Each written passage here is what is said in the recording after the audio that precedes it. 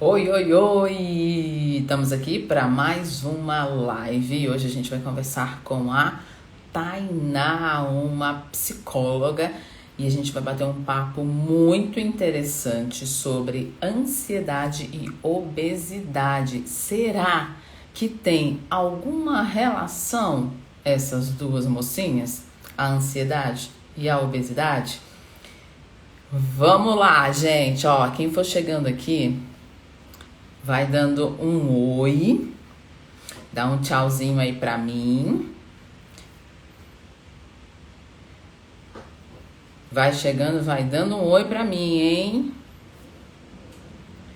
E a gente vai começar daqui a pouquinho com a Tainá. Eu vou chamar a Tainá, uma psicóloga, onde a gente vai conversar aí um papo bacana sobre ansiedade e obesidade. Será que a ansiedade leva à obesidade?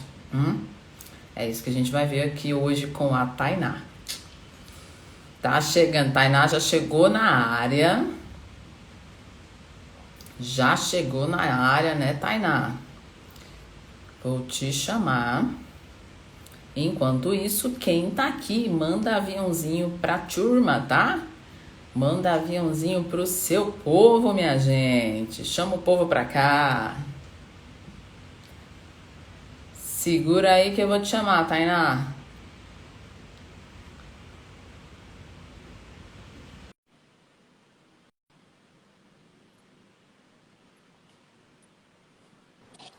Boa Oi! noite! Boa noite, gata. E aí?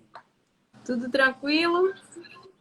Tudo tranquilo? Aqui tá caindo o mundo, como eu te falei. Chovendo pra caramba! Aqui em Salvador tava assim, esse período meio instável, chuva, sol, esses dias deu uma estabilizada, né? Mas a gente nunca sabe, é imprevisível. Ah, quer dizer que tu é de Salvador, esse sotaque aí. Tô Tinha variando, um né? pé, tinha um pezinho, não tinha os dois pezinhos no Nordeste. Que massa!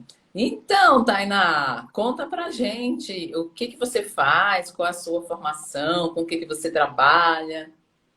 Então, meu nome é Tainá Borges, para quem não me conhece, eu sou psicóloga, eu sou especialista em transtornos de ansiedade. Eu trabalho tanto na área clínica quanto na área organizacional. Né? Eu desenvolvo alguns trabalhos tanto com a psicoterapia quanto com workshops, palestra para empresas, né? Dentro das organizações sobre saúde mental. Eu também presto consultoria de recrutamento e seleção para pequenas empresas que precisam desse suporte, desse apoio. Enfim, eu faço um mix de atividades, né, com o objetivo de ajudar a população como um todo a entender essa questão da saúde mental, que cada vez mais está sendo necessária, ainda mais agora com a pandemia, né? Não tem como a gente não falar sobre alguns temas que está posto todos os dias a gente está precisando lidar com o luto, todos os dias a gente está precisando lidar com o nosso psicológico, com as nossas emoções.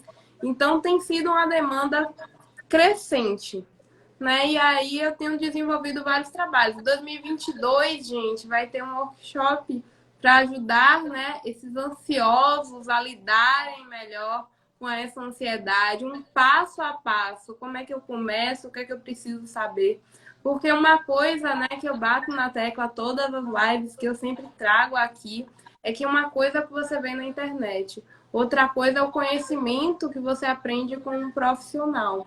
Porque eu vejo muitas pessoas frustradas hoje, principalmente quando a gente vai falar sobre ansiedade, da dificuldade de lidar com a ansiedade, porque muitas vezes aquilo que você vê na internet como uma possível solução não funciona para você, você não entende o porquê, você não sabe o que você fazer e aí você se sente perdido. Então é importante que a gente tenha esse olhar diferenciado. É verdade, é verdade. Nada melhor do que um profissional qualificado para nos direcionar, né? E hoje o nosso papo, hein? Quem tá chegando por aí vai dando um oi e vai mandando aviãozinho aí pra galera também. E hoje o nosso papo é sobre ansiedade e obesidade, né, Tainá?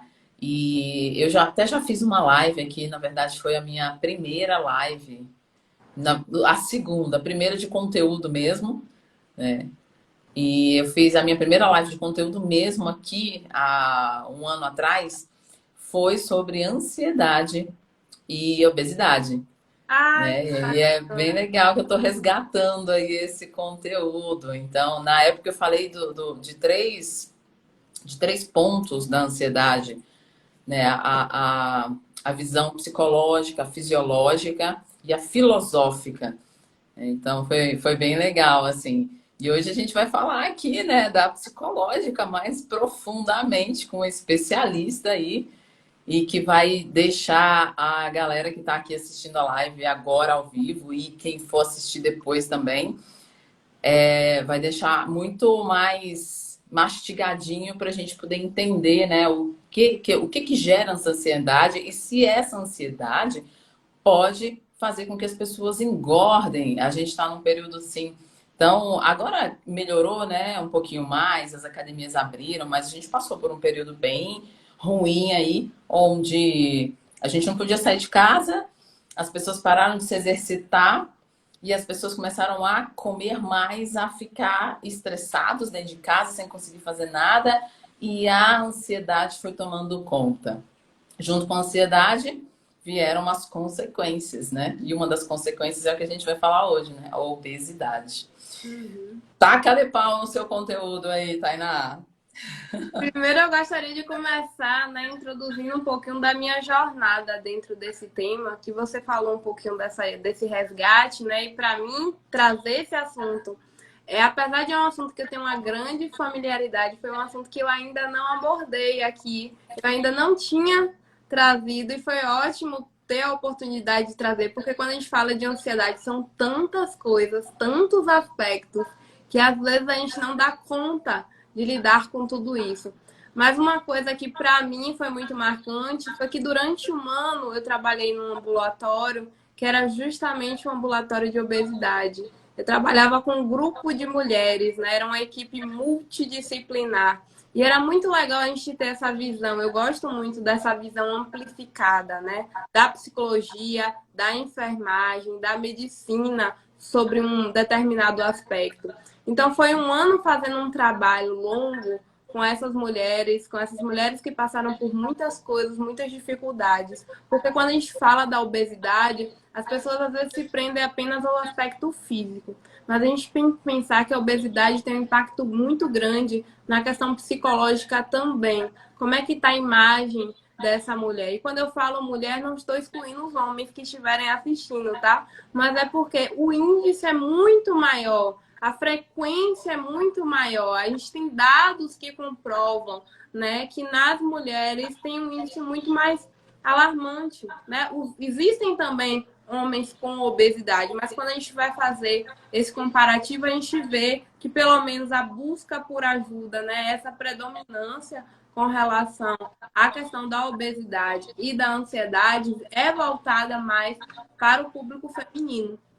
E acaba sendo essas mulheres que buscam mais ajuda. Durante um ano eu trabalhei num ambulatório que 100% né, desse trabalho era feito com mulheres. Não tinha um homem para eu dizer, não, teve, não tinha. Muitas vezes os homens que participavam eram muito mais acompanhantes dessas mulheres. Então, assim, a gente tem que falar de acordo com o que a gente acompanha, né? Dentro da Sim. nossa vivência, do que a gente percebe. Então, não estou excluindo os homens, tá? Mas só para vocês entenderem que realmente as mulheres têm uma predominância maior e a gente entende que eu já fiz outras lives falando também do porquê dessa ansiedade ser mais no público feminino, porque existe também diferença entre ansiedade no homem e na mulher, e são características distintas e Olha, específicas. Quando eu digo que ansiedade tem muita coisa, é muita coisa mesmo.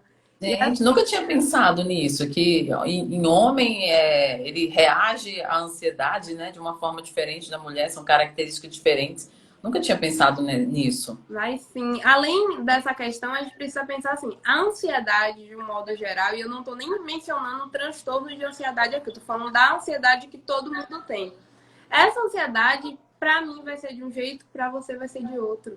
né? A forma como a ansiedade se manifesta na gente vai depender de vários outros fatores, né? Inclusive da nossa personalidade e a forma como a gente lida com ela. Então, algumas pessoas podem sofrer mais do que outras. Então, tem alguns aspectos que são bem específicos. Então, quando eu falo de ansiedade, é uma questão bem delicada, porque as pessoas generalizam de uma forma, mas a gente precisa entender que generalizar, a pessoa que está em sofrimento, ela precisa também entender o contexto de vida dela, que vai ser diferente da maioria das pessoas.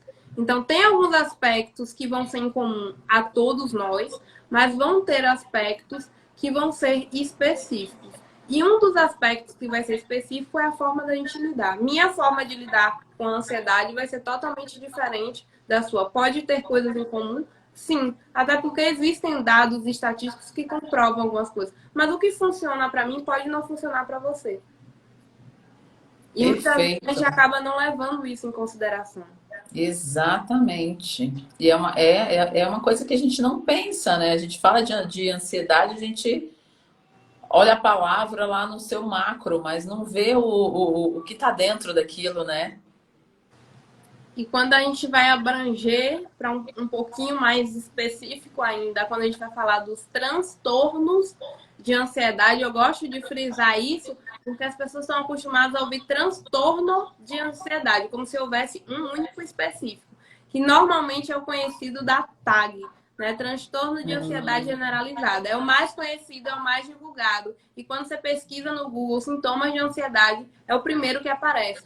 Porém, ele não é o único transtorno de ansiedade que existe. Existem vários outros, são sintomas parecidos, mas não é o mesmo tipo de transtorno. O tratamento não é igual, as dificuldades não são as mesmas.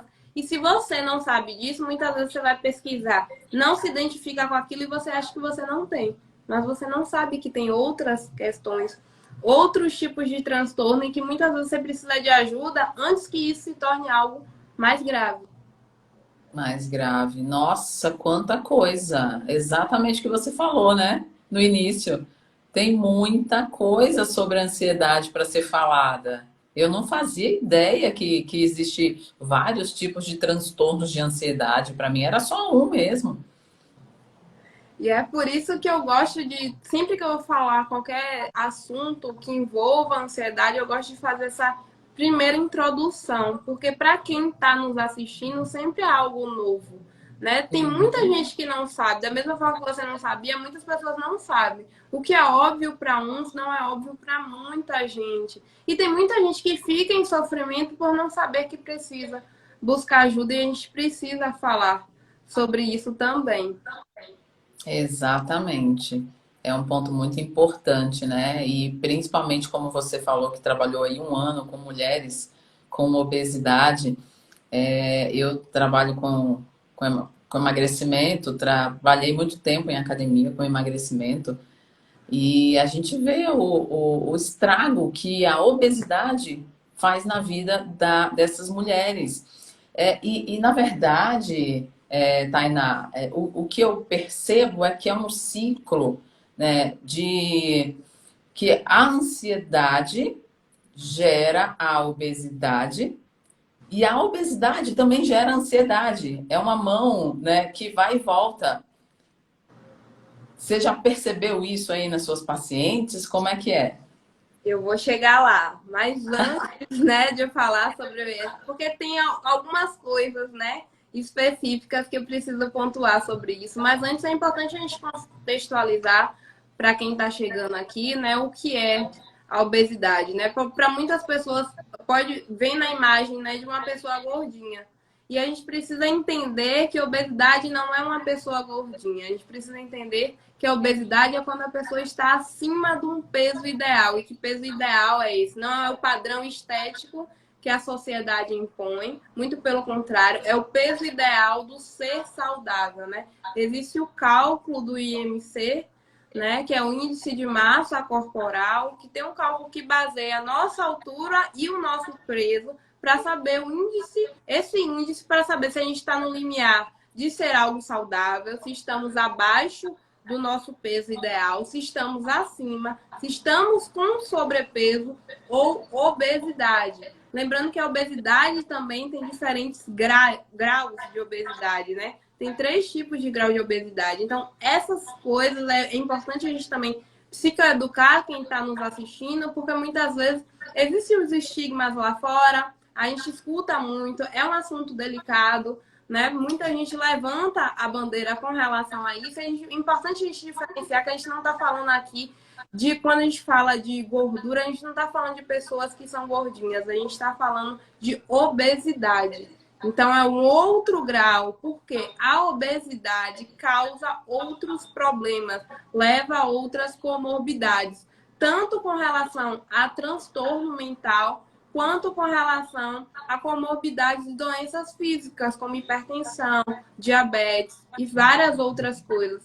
Porque a gente sabe que uma pessoa obesa tem uma dificuldade muito grande, não só na questão da locomoção, a questão do peso também é difícil, né? Desse processo de se movimentar, até mesmo de fazer uma atividade física, é algo difícil. E existem vários fatores que contribuem para esse sobrepeso, para essa obesidade, e que a gente acaba não trazendo tanto assim. As pessoas pensam muito na questão genética. Esse é um fator e a gente precisa levar em consideração sim. Mas tem outro fator que pesa tanto quanto, que é a questão do estilo de vida. E a gente sabe que o estilo de vida que temos hoje, correria o tempo todo nas redes sociais, no computador, sentado numa cadeira, o sedentarismo, são várias coisas que contribuem. Se a gente tem uma vida muito agitada, a gente vive correndo, sem tempo para muita coisa, o que, é que a gente recorre? Na comida, a gente vai para os fast foods. Porque Na é muito mais praticidade. fácil, né? O delivery é muito mais fácil. Ah, eu vou preparar uma comida, eu tenho que fazer. Não, por mais saudável que seja, dá um trabalho maior, existe um esforço maior. Se eu posso pedir qualquer coisa e que eu posso comer com velocidade, com rapidez, para continuar trabalhando, né? Eu vou agir de uma forma mais rápida. Isso também traz prejuízos, né? Porque até o fato de quando foi a última vez, né? Vamos pensar no nosso contexto da nossa vida mesmo, que a gente consegue, de fato, parar para comer com tranquilidade. Sem pensar, não, eu tô comendo aqui, eu vou fazer tal coisa, depois eu tenho tal coisa.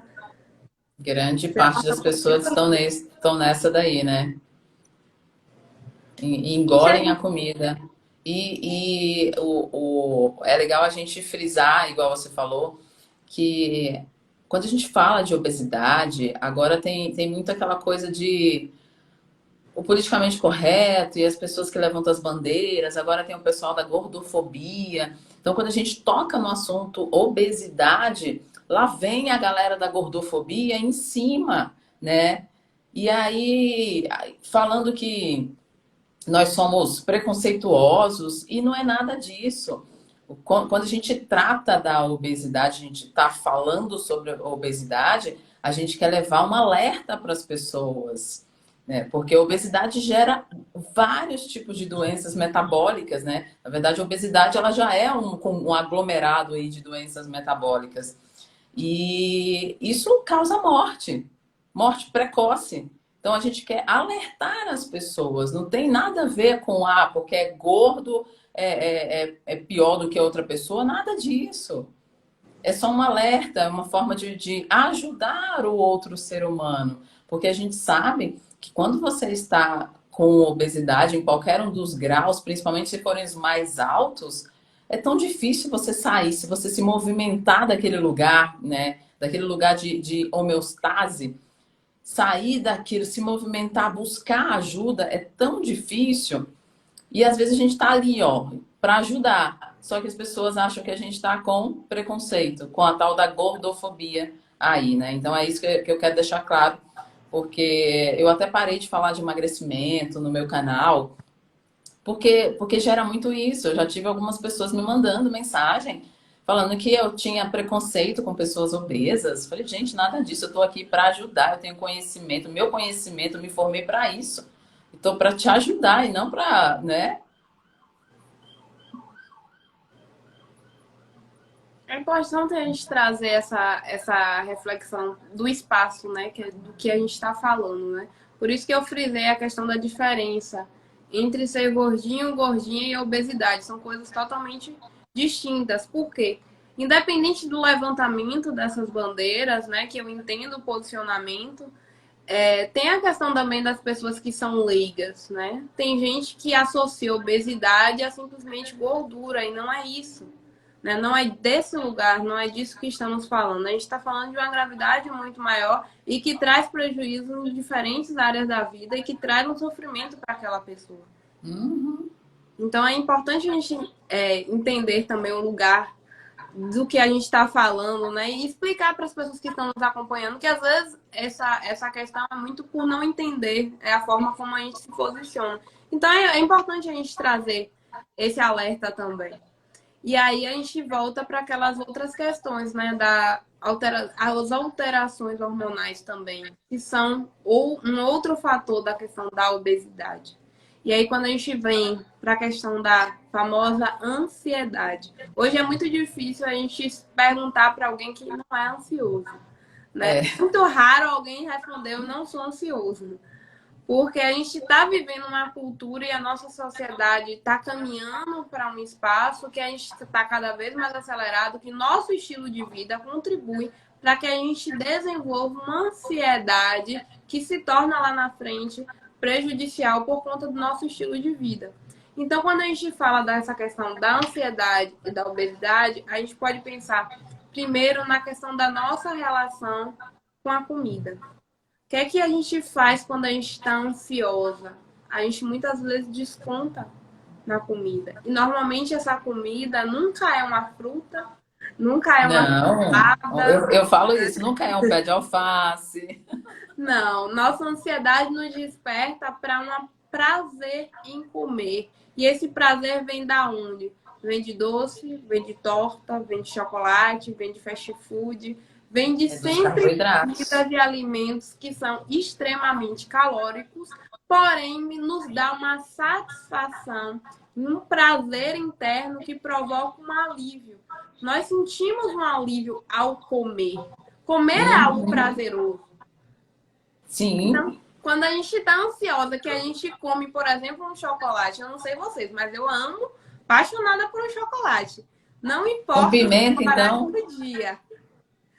Então, assim, é algo prazeroso. É algo que a gente não quer abrir mão. Porém, a questão é a dosagem.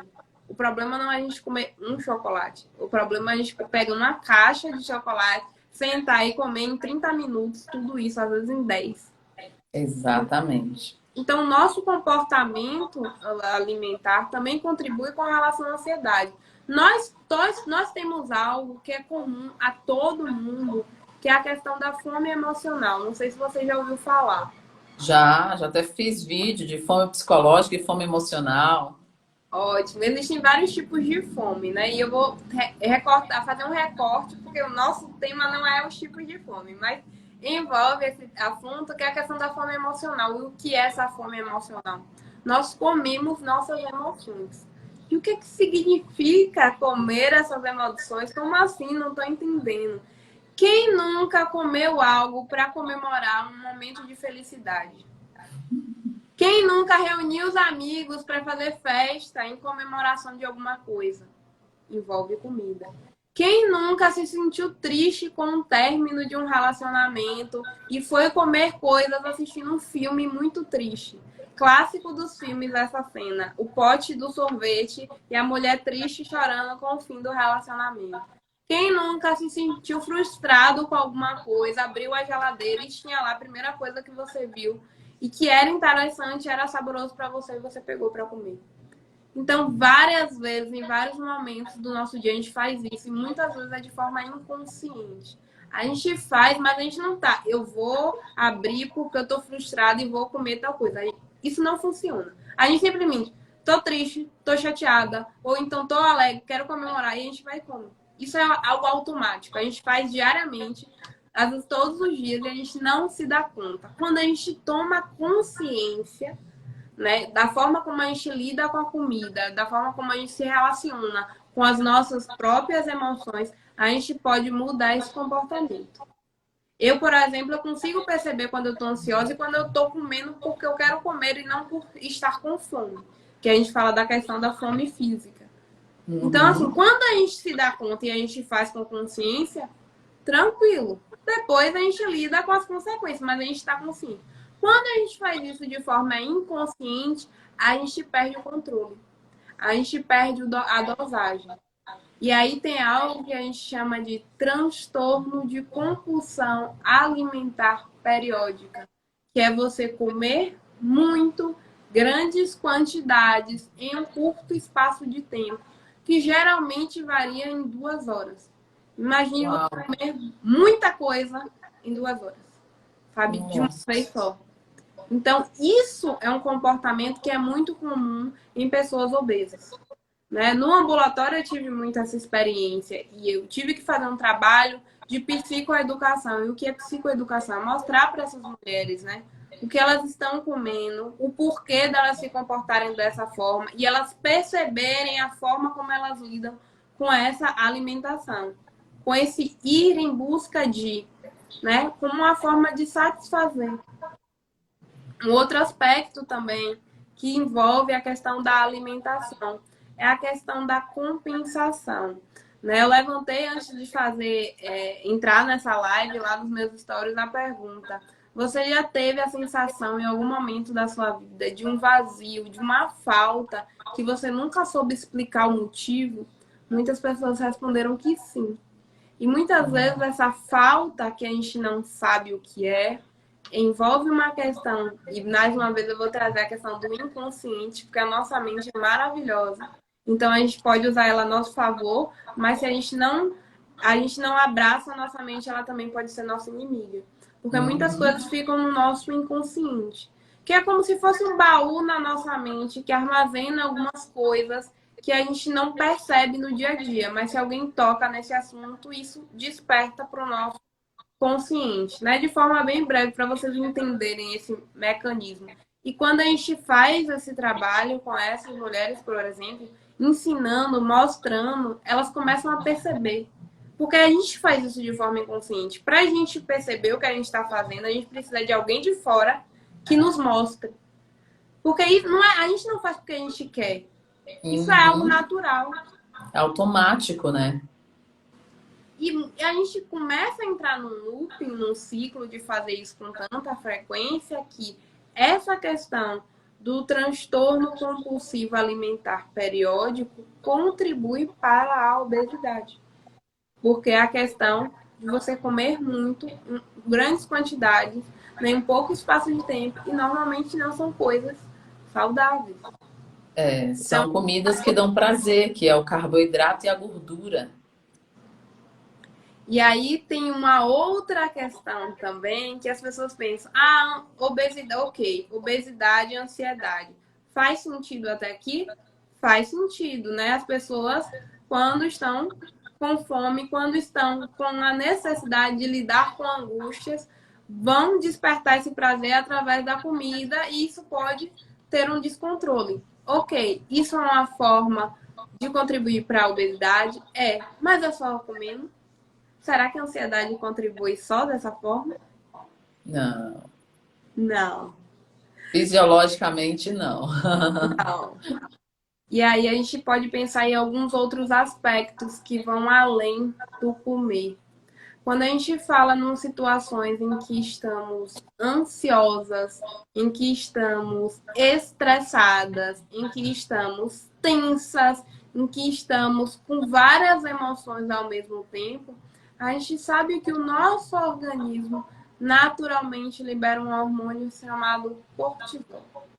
Né? E o hormônio do Exatamente. cortisol, além de contribuir para esse excesso, né, de pressão arterial, né? Para quem não sabe, o cortisol é responsável pelo aumento da nossa pressão arterial. Por isso que a ansiedade, obesidade também contribuem para uma possível comorbidade, que é a questão da hipertensão. Então, se você é uma pessoa ansiosa que se estressa com muito frequente e você não sabe lidar com isso, a probabilidade de você desenvolver uma hipertensão é muito alta. Então, já é outro fator importante para as pessoas buscarem Uhum. ajuda. A outra questão que poucas pessoas sabem, e que eu não tinha dito até a live de hoje, é que o cortisol também contribui para o aumento da gordura corporal. E as pessoas não sabem disso. Então, se a É isso gente que eu sempre falo. E sem, olha só o detalhe, sem você precisar comer.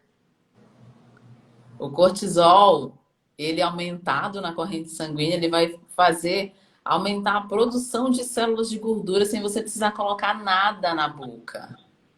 Por isso que eu falo para as pessoas, falava muito de emagrecimento, que não adianta você fechar a boca e se matar de fazer exercício para emagrecer. Esse não é o caminho. Ou pelo menos o único caminho, que é o caminho que todo mundo fala por aí, né? Eu vejo hoje que quando você traz esse assunto, né? Eu trouxe em outra live essa questão do emagrecimento com relação à ansiedade. E uma das coisas assim que é clássico para muitas pessoas pode não ser óbvio, mas assim, emagrecer não é difícil, a depender do caso, né? Eu não estou falando aqui em Uhum. casos de obesidade, mas assim, no dia a dia normal, pessoas que têm um peso normal, né? Mas que querem emagrecer por uma questão estética, pela imagem corporal, pela própria autoestima, enfim, por fatores específicos, querem emagrecer. Emagrecer não é difícil, o difícil é manter. Porque é muito fácil você emagrecer hoje e chega no dia seguinte, na semana seguinte, você engordar tudo que você perdeu. Uhum. Então, quando a gente fala do processo de emagrecimento, a gente tem que levar em consideração os fatores psicológicos. O motivo verdadeiro pelo qual você quer emagrecer. Porque, por exemplo, existem pessoas que querem emagrecer por conta do que escutam na sociedade, questões familiares, que ficam apontando o dedo, falando que, como se pessoas magras fossem sinônimo de beleza, e a gente sabe que não é isso. Então, as pessoas escutando isso das outras pessoas, muitas vezes internalizam e falam, eu preciso emagrecer. Mas ela quer emagrecer, esse é o ponto. Ela quer, porque se ela não quiser, ela vai ser a própria autossabotadora do processo de emagrecimento. E ela não se dá Exatamente. conta porque isso é algo inconsciente. Olha como a Uhum. nossa mente trabalha de uma forma tão magnífica. E por que eu digo isso? Porque a gente pensa como se fosse as coisas fossem acontecer assim, um estalar de dedos, né? Como tá tudo muito acelerado, as redes sociais, tudo a gente faz assim. Mas a gente tem que entender que tem processos que a gente precisa trabalhar, a gente precisa passar. Não é à toa, por exemplo, quando eu trago essa questão dessa experiência nesse ambulatório, a gente não tinha o intuito, por exemplo, de trabalhar com casos de obesidade mórbida, por exemplo, para encaminhar para a bariátrica. Não era o nosso objetivo o encaminhamento para a bariátrica. Mas Uhum. dentro desse um ano que eu trabalhei lá, teve um caso em que a gente viu a necessidade e a gente precisou. Então a gente fez todo um paralelo com o hospital responsável. Enfim. A gente fez a agilidade do processo.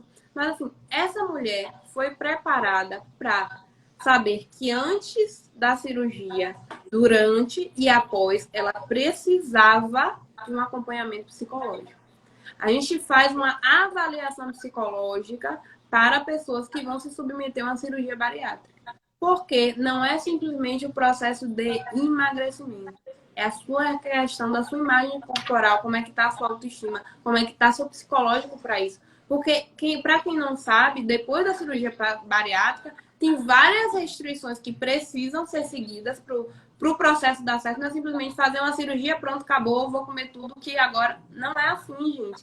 Existe Não. um processo que precisa ser respeitado, existe um processo de você entender seu novo corpo, né, de você se adequar a essa questão do processo da alimentação. Muitas pessoas, muitas mulheres, por exemplo, que bebem, têm dificuldade nesse processo porque você não pode beber e as pessoas não sabem disso. Então, assim, se não é feito esse acompanhamento psicológico, o que acontece?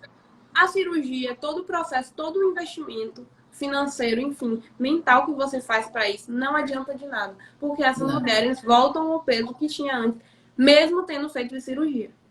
Voltam. Tem estudos que mostram, né, que mais de 80% das pessoas bariatricadas voltam a engordar, né? Porque é justamente por conta da parte psicológica, né? E eu costumo dizer que antes de você fazer uma bariátrica, comece a fazer todo o passo a passo que uma pessoa que fez bariátrica tem que fazer. Comer pouquinho, no copinho, líquido, dieta líquida no início. Cara, você vai perder muito peso, né? Então, esse acompanhamento psicológico, ele é de grande importância tanto para quem vai para uma bariátrica, chega a esse nível, quanto para quem não quer chegar nesse nível, mas quer permanecer caminhando na busca de uma qualidade de vida, de reduzir o peso aí por saúde, né? E a gente tem que entender que quando a gente fala dessas questões todas, a gente está pensando na saúde dessa pessoa, né? Na saúde dessa mulher. E o quanto para ela é sofrido todo esse processo. A gente sabe que não é fácil, né? Não é fácil a questão dos estereótipos. Não é fácil a questão quando você está numa sociedade que impõe um padrão. Não é fácil lidar com a ansiedade no nosso dia a dia. Não é fácil lidar com o julgamento alheio. Enfim, a gente passa por inúmeros processos dentro disso que nos afetam. E a gente não pode fechar os olhos e fingir que nada está acontecendo e negar, por exemplo, as questões psicológicas, que a gente acaba negando para nós mesmos. E isso é uma grande dificuldade, porque tem uma interferência muito grande. Quando a gente fala da obesidade, tem várias questões psicológicas que afetam, por exemplo, a autoestima da mulher. Como é que essa mulher se sente? Né? Muitas vezes Nossa, ela chega no nível de obesidade que ela nem percebe que ela já chegou, até que ela marca uma consulta. E para ela se enxergar, sabe, ganhar peso é muito fácil. Então, às vezes você não se percebe que você ganhou. Vamos pegar o exemplo da pandemia. Quando a gente está em casa, comendo, que a gente usa a roupa que a gente quiser, que mesmo que a gente trabalhe online, mas a gente sabe, bota uma blusinha e fica à vontade. É diferente. Quando a gente precisa, por exemplo, sair, que a gente vai vestir uma calça jeans depois de um ano trancado dentro de casa, a gente dá um arrependimento. Meu Deus, eu não deveria ter comido tal coisa. Meu Deus, o que aconteceu? Essa calça estava boazinha um ano atrás. E agora? Isso é uma realidade. Todas nós, em algum momento da nossa vida, a gente já passou por isso. Levanta a sim. mão quem nunca. Quem nunca? Nossa, quem nunca? E isso A acontece de forma autoestima muito a autoestima é o primeiro que destrói, né? Quando a gente está com sobrepeso, com obesidade, a autoestima é o primeiro que vai lá embora. E pior ainda quando a gente não tem o apoio da família, do parceiro, enfim, das pessoas que convivem conosco para nos orientar, para nos ajudar. Porque pense na pessoa que está nessa situação que ela precisa de um suporte e ela não tem esse suporte nem dentro de casa. Então, para Pelo ela, contrário, a né? dificuldade se torna muito maior. Imagine você ter um parceiro que fica toda hora. Poxa, você tá gorda. Poxa, você ganhou 1 quilinho. Poxa, você não era assim. É difícil. É muito difícil ouvir isso todos os dias. Isso também contribui para o sofrimento e a autoestima dessa mulher. Então a gente tem outro ponto, né? O nosso foco hoje é a questão da ansiedade, mas quando eu falo ansiedade, não tem como eu não mencionar também a questão da depressão. Porque quando você falou, né, do exemplo da ansiedade que parece um bate-volta, na verdade isso funciona com a depressão. Porque a obesidade pode levar à depressão e a depressão pode levar à obesidade. E aí eu vou trazer uma outra curiosidade que muitas pessoas não sabem com relação à depressão, né? Que tem esse paralelo como se depressão e ansiedade fossem muito opostos, né? E a gente pensa na depressão como se a pessoa perdesse o apetite total, não tivesse interesse, uma apatia e não quisesse mais nada. E na depressão existem casos de pessoas que comem muito. A gente pensa na ansiedade. Ah, a ansiedade a pessoa come. Na depressão a pessoa não come. Quem disse? É mesmo, né? Porque quando a gente fala de ansiedade, a gente já pensa na pessoa elétrica, ansiosa, aquela coisa toda, né? Aquela come, come, come, come, come, come, come. Quando você fala de depressão, aí você já pensa numa pessoa que tá mais introspectiva, né? Que não quero isso, não, nem vem aqui, me deixa sozinha, né? Você tocou num ponto bem interessante. E aí eu volto para a questão. Lembra quando eu falei da fome emocional? Quando a gente está triste, a gente também desconta na comida. Então, na depressão, isso também pode acontecer. E falando da depressão, também não existe uma única depressão. Existem diferentes quadros depressivos. Então, assim, quando a pessoa não sabe, não tá na área, fica mais difícil compreender. Mas por isso que a gente precisa falar e ter espaços como esse que a gente está proporcionando aqui para trazer esses conteúdos. Porque existem muitos estereótipos com relação aos transtornos mentais que as pessoas acham que é de certa forma, e na verdade tem muito mais coisa embaixo do tapete que a gente não sabe. Se você não tem uma orientação, se você não tem um profissional para te orientar, para perguntar, para tirar dúvida, você acaba deixando passar batido. Então, quem diz que a ansiedade só faz comer? Tem pessoas que perdem o apetite ansioso. Nem todo mundo, quando está ansioso, come. Tem gente que é o contrário, tem gente que tem a perda de apetite. Isso é natural, dentro da ansiedade. Assim como na depressão, tem pessoas que descontam, né, essa tristeza, essa angústia. Elas ficam mais introspectivas, mas elas também podem descontar essa frustração, essas angústias na comida. Ela tem alguém que ela pode contar, né? Com quem ela pode contar, que é a comida, é quem está ali para ela, né? Disponível para ela, do que as pessoas que estão ao redor, que estão sempre massacrando, criticando. E partindo desse ponto aí seu, eu penso que às vezes tem muita gente sendo diagnosticada ou achando, na verdade, que estão ansiosas, mas no fundo, elas estão depressivas, né? E pode ter casos que as pessoas têm ansiedade e depressão, as duas coisas. Os dois juntos, Os existe dois isso, juntos Tainá? existe. Na Jesus verdade, amado. assim, o transtorno de ansiedade tem como comorbidade a depressão. Normalmente o contrário não acontece, mas a ansiedade pode levar à depressão. E as pessoas que não procuram ajuda o quanto antes têm a chance e a probabilidade maior de desenvolver esse segundo quadro, e aí são uma dificuldade muito maior quando a gente vai trabalhar a questão do tratamento. Porque as pessoas acabam não sabendo, mas quando a gente fala dos sintomas físicos, psicológicos, cognitivos da ansiedade, tudo isso causa um desgaste. Quanto maior o desgaste para a nossa mente, mais difícil se torna o processo do tratamento quando a gente fala na intervenção medicamentosa. Não é impossível, não estou dizendo, eu tenho um transtorno de ansiedade e depressão, não vou buscar ajuda. Não.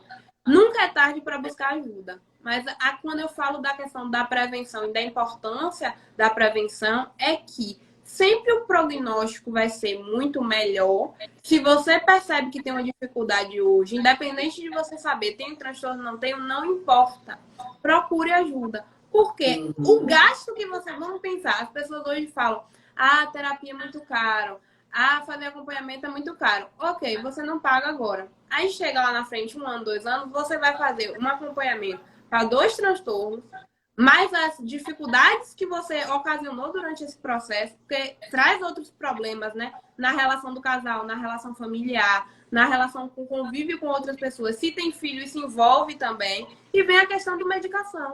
Porque a psicoterapia pode ajudar, se você não tem um transtorno, a depender de como seja a sua forma de lidar com as suas dificuldades hoje, de uma forma que não necessite da medicação. É possível?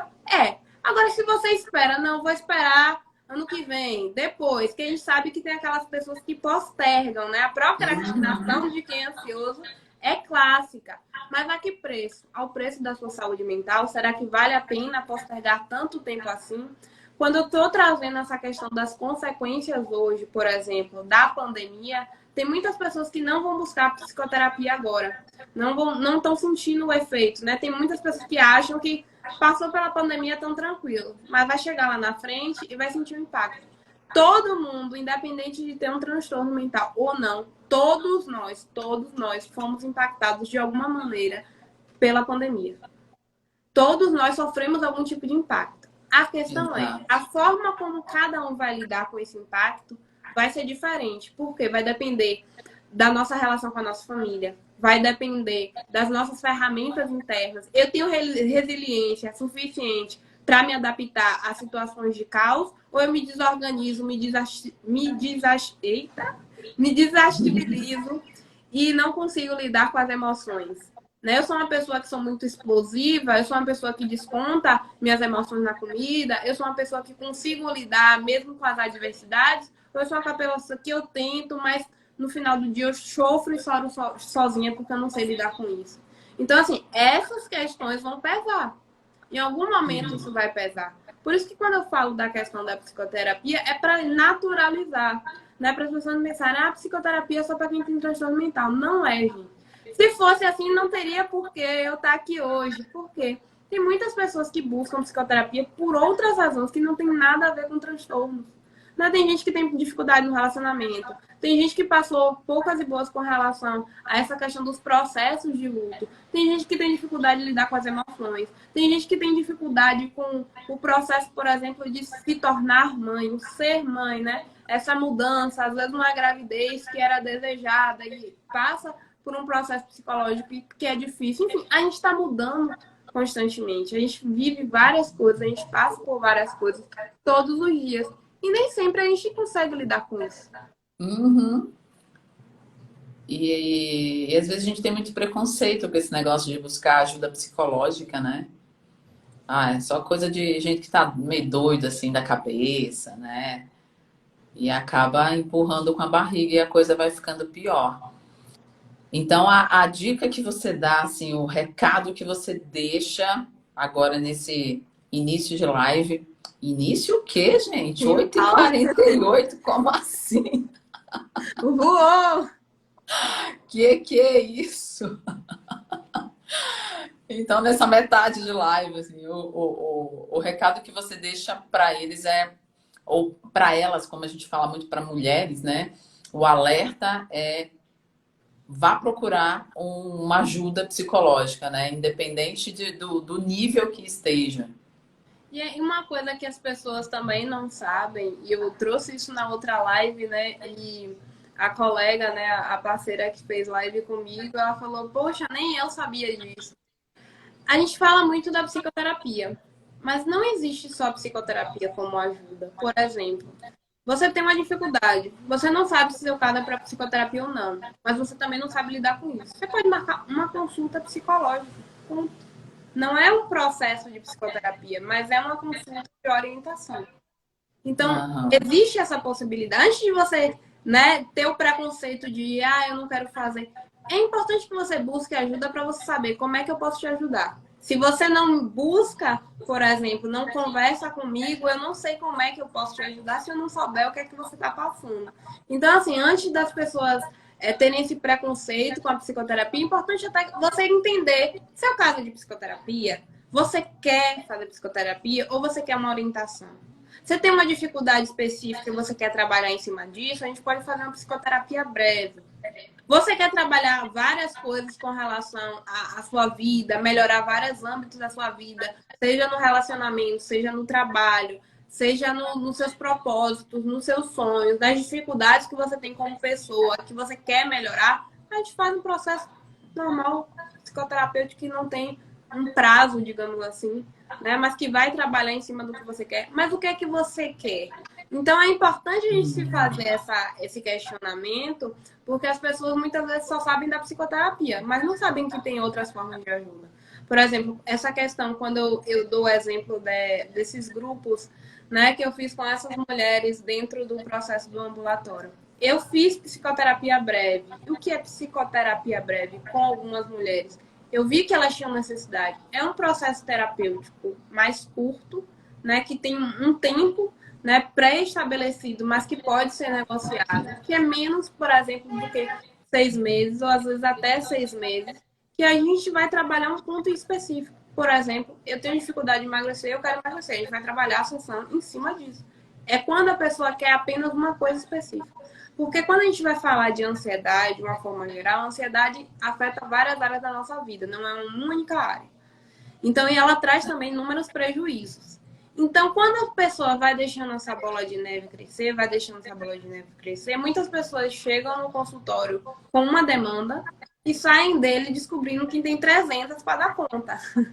Então, assim, e não percebem que todos eles estão de alguma forma relacionados.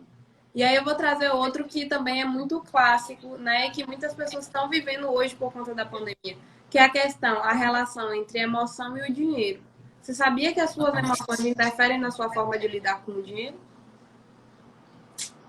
As pessoas não sabem disso. Tem muita gente que cria inúmeras dívidas, tem gente que tem dificuldade, muitas pessoas ansiosas têm dificuldade de administrar a questão financeira por questões emocionais. E aí o problema é a falta de dinheiro? Não, o problema está em você não saber lidar com suas emoções. E isso se reflete na questão financeira. Mas como é que você lida com isso? Se você não procura ajuda, se você não sabe que existe essa possibilidade, se você não se predispõe, né, a buscar tentar entender, né, e a quebrar essas crenças, esses estereótipos, né, que a ideia é que cada vez mais a gente entenda de uma forma natural. Psicoterapia não é para todo mundo. Eu sempre digo isso. Por quê? Porque para fazer psicoterapia, a pessoa precisa querer.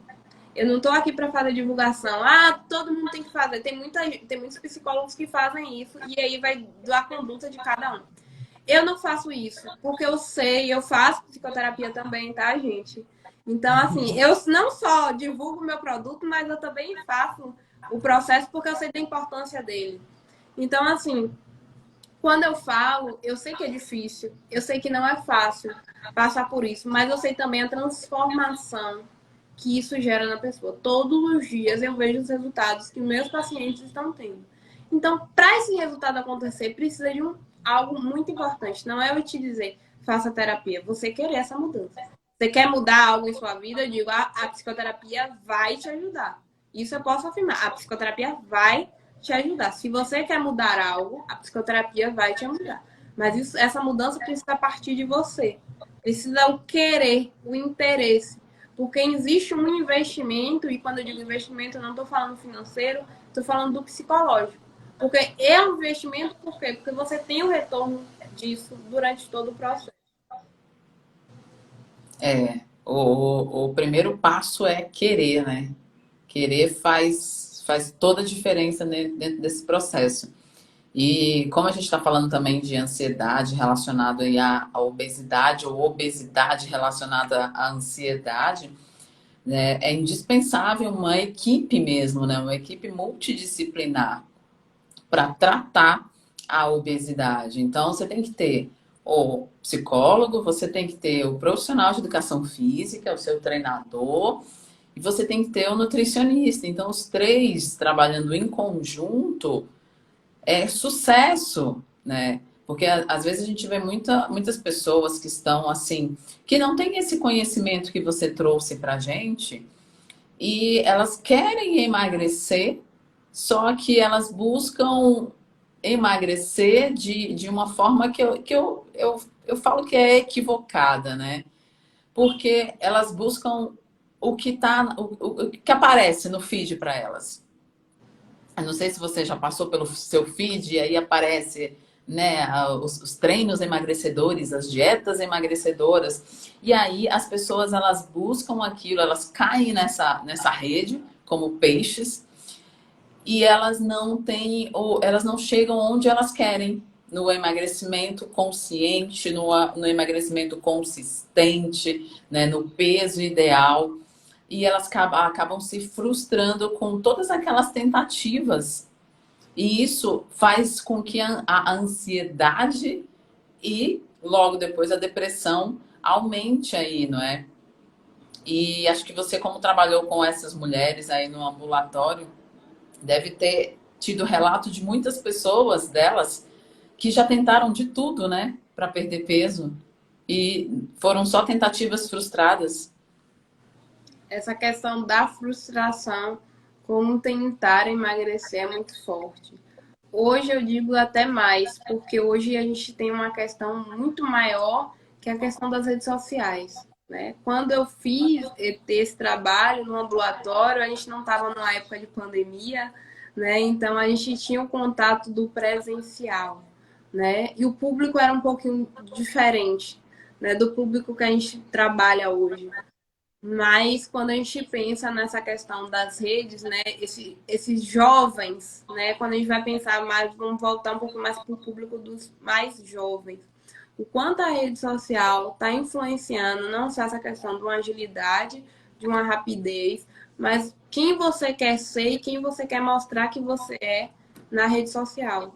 Né? E o quanto, às vezes, essa questão da necessidade desse emagrecimento vem desse lugar que não se sustenta. Por que não se sustenta?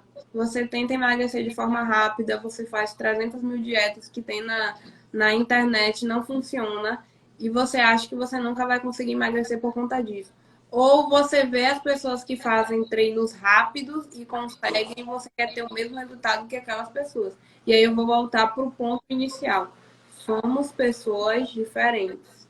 Passamos por processos diferentes. Não adianta a gente querer ter o resultado do colega. Não adianta a gente querer ter o resultado do amiguinho. O amiguinho não somos nós. Nossa história de vida é um, do amiguinho é outro.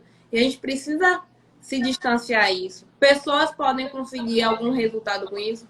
Podem, mas como eu disse, emagrecer é um processo fácil, manter o peso é um processo difícil.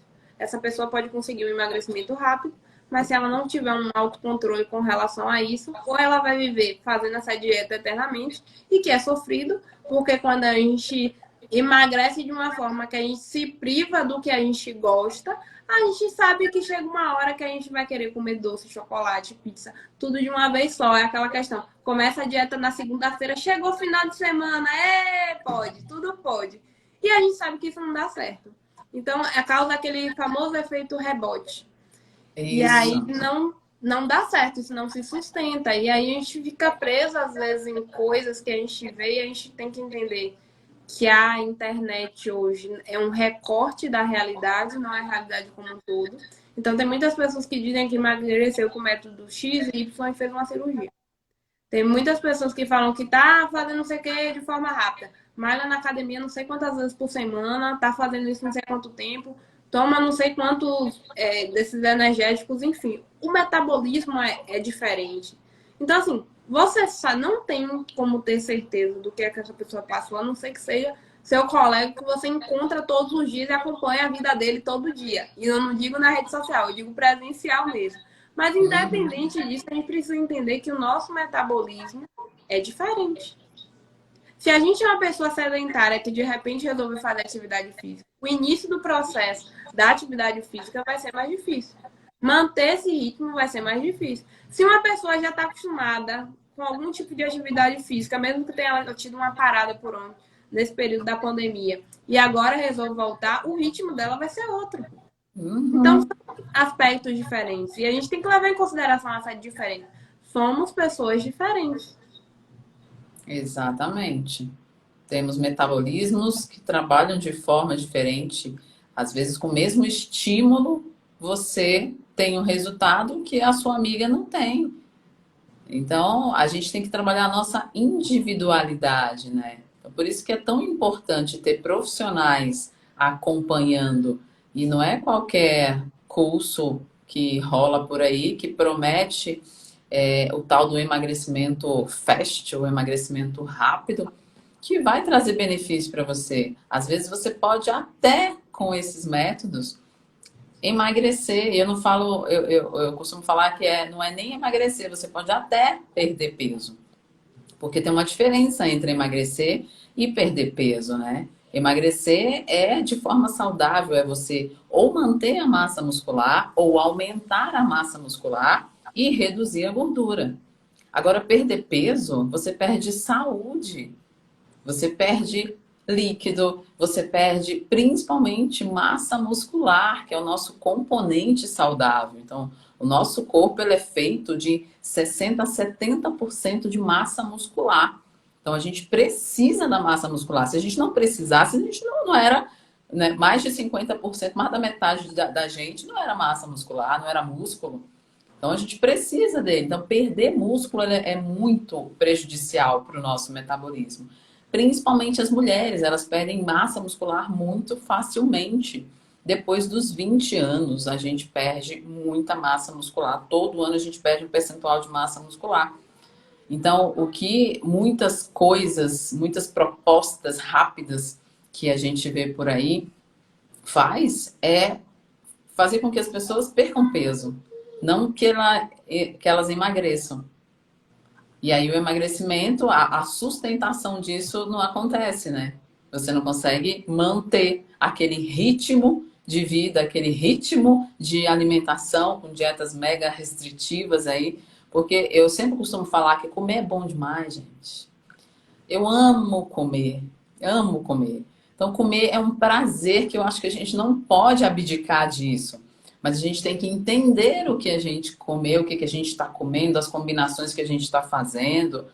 né? Tem que ter esse prazer da comida, porque tudo, a gente foi criado assim, né? Tudo a gente comemora em volta da mesa, em volta da comida. Tudo, toda a nossa comemoração tem que ter comida, né? Então, fazer dieta restritiva é te afundar ainda mais na depressão. Porque agora que as coisas estão melhorando, as pessoas vão precisar confraternizar. Vem Natal, aí a gente sabe que Natal é uma bomba calórica.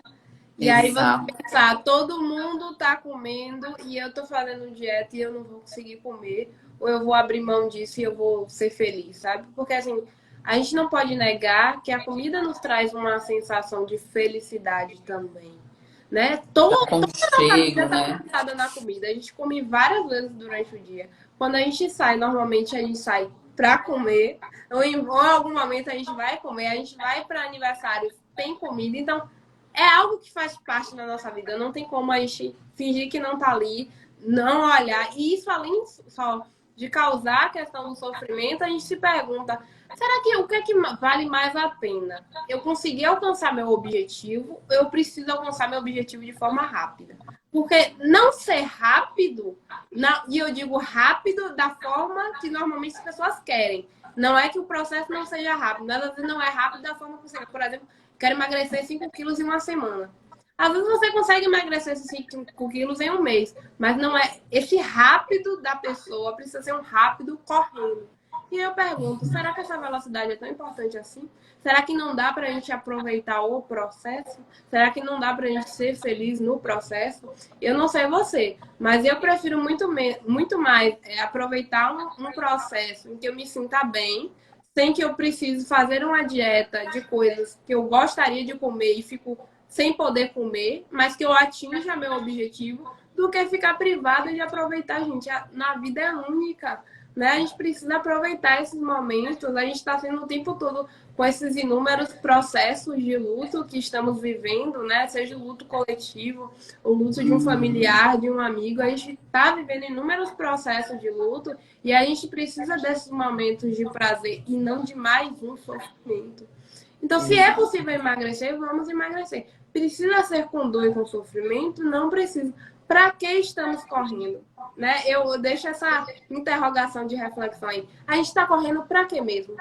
Será que vocês têm uma resposta? Quem está assistindo aí está correndo para quê? Né? O que, é que a gente vai alcançar com isso? Será que tem um objetivo específico para essa correria? Às vezes nem tem, Não. sabe? Às vezes eu só preciso, tá? Aí eu pergunto, tá, mas se precisa acontecer isso na semana que vem, por quê? Se tem alguma festa, tem algum vestido que você quer usar que não tá cabendo, tem alguma coisa nesse sentido? Não tem. A vida vai continuar igual? Vai. Então, para que correr? Sabe? E às vezes isso é o start para a pessoa. Realmente, faz sentido. É isso. É aquela pergunta que as pessoas não fazem. Né? Uhum. Nem todo mundo vai te fazer essa pergunta. Mas assim, como eu trabalhei muito numa equipe multidisciplinar, eu também já trabalhei em hospital. Então, assim, eu aprendo muito com essa troca com outros profissionais. Então, assim, quando eu faço essa troca, esses starts, né, que eu penso, eu já levo para outros profissionais e eles começam a trabalhar isso também com os pacientes.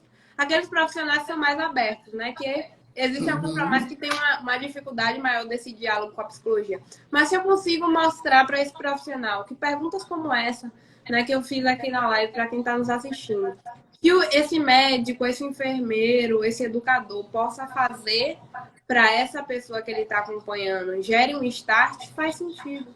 Porque às vezes a pessoa faz todo um acompanhamento, ok. A pessoa optou por não fazer o acompanhamento psicológico.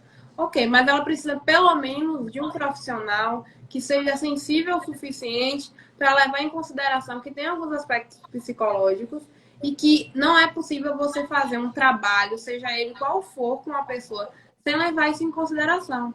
Não é que seja o profissional da área, mas tem uns startzinhos de uma sensibilidade, uma escuta diferenciada que nós profissionais da psicologia temos, que a gente tenta trabalhar também com outros profissionais, porque é importante pensar no bem-estar do paciente, daquela pessoa que está ali na nossa frente, daquela pessoa que está buscando um cuidado, e que isso é de uma sensibilidade que faz toda a diferença.